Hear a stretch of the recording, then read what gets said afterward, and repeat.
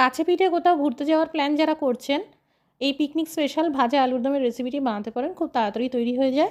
ছোট সাইজের যে নতুন আলুগুলো এখন বাজারে পাওয়া যাচ্ছে, সেই আলুগুলোকে ভালো করে সিদ্ধ করে খোসা ছাড়িয়ে নিন। লবণ, হলুদ গুঁড়ো, লঙ্কার গুঁড়ো, ধনের গুঁড়ো, জিরের গুঁড়ো আর সামান্য তেল দিয়ে ভালো করে মাখিয়ে ম্যারিনেট করে 10 মিনিট রেখে দিন। কড়াইতে সর্ষের তেল গরম করে নিয়ে এবার এই আলুগুলোকে ভেজে নিন। বেশ লালচে করে আর মুচমুচে করে ভেজে নিতে হবে। আলু ভাজা হয়ে গেলে তেলে দিয়ে দিন সামান্য চিনি, এতে কালারটা দারুণ আসবে। দিয়ে দিন পেঁয়াজ বাটা, ক্রমশ ভাজতে থাকুন জোর আছে 5 মিনিট মতন। পেঁয়াজের কালারটা এইরকম লালচে হয়ে গেলে দিয়ে দিন আদা রসুনের পেস্ট, ক্রমশ ভাজতে থাকুন। দিয়ে দিন টমেটো বাটা আর কয়েকটা কাঁচা লঙ্কা। মশলা থেকে তেল আলাদা হওয়া পর্যন্ত ভাজতে থাকুন। কিছু পরিমাণ কড়াইশুঁটি দিয়ে আবারও ভেজে নিন। এই আলুর দম মাখো মাখো হয়, তাই আধা গ্লাস জল দিন। দিয়ে দিন স্বাদ মতো লবণ। এবার কম আঁচ করে ঢেকে 5 মিনিট রান্না হতে দিন। ভাজা আলুগুলো দিয়ে দিন, 1 চামচ ভাজা মশলা দিয়ে দিন, সবশেষে কুচানো ধনেপাতা ছড়িয়ে দিন। তৈরি হয়ে গেল ভাজা আলুর দম।